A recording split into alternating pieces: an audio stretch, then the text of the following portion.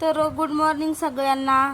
तर स्वागत आहे तुमचं माझ्या मिनी ब्लॉगमध्ये. तर गुड मॉर्निंग, कारण सकाळी तशी 7 वाजले होते आणि आपले चालू होतं म्हणजे दिवस उजाडला की आपलं काम सुरू होते.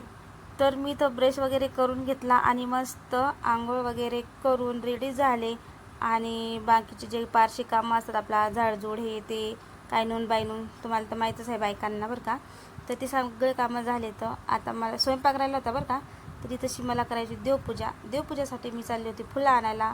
पण आमच्या हे पायऱ्या बघा, आमच्या शेजारचं काम चालू आहे तर कसे झाल्या, घाण झाल्या. त्याच्याबरोबर आमचं झाड पण तसंच झालं. तर असो, मी आणले मस्त तसे फुलं तोडून चांगले बरं का. ज्याच्यावरती शिमीड वाळू पडले ते नव्हतं आणलं. तर हे फुलं तोडून आणले. हे फुलं खूप मोठाले होतात, उमलायचे राहिले होते, तरी बऱ्यापैकी उमलले होते. चला मग देवपूजा करायला सुरुवात करूया. सर्वात पहिले तुम्हाला माझी रांगोळी दाखवते. तरी तशी बघू शकता तुम्ही मी कशी रांगोळी काढली. तर रांगोळी आवडली असेल तर लाईक कमेंट करायला विसरू नका. आणि चॅनलवर कोणी नवीन असेल तर चॅनलला सबस्क्राईब करा, जेणेकरून माझा येणारा प्रत्येक व्हिडिओ तुमच्यापर्यंत पोहोचू शकेल. इथं माझी दिवाबत्ती झाली होती, धूप दीप लावणं झाली होती, पूजा पण झाली होती. फुलं वाहू लागली मी. फुलं वाहिल्या तर फुलं गिलं वाहिणं झाले आणि तुम्हाला मी पूर्ण दाखवते बरं का. माझं हे देवघर आहे छोटंसं मस्त.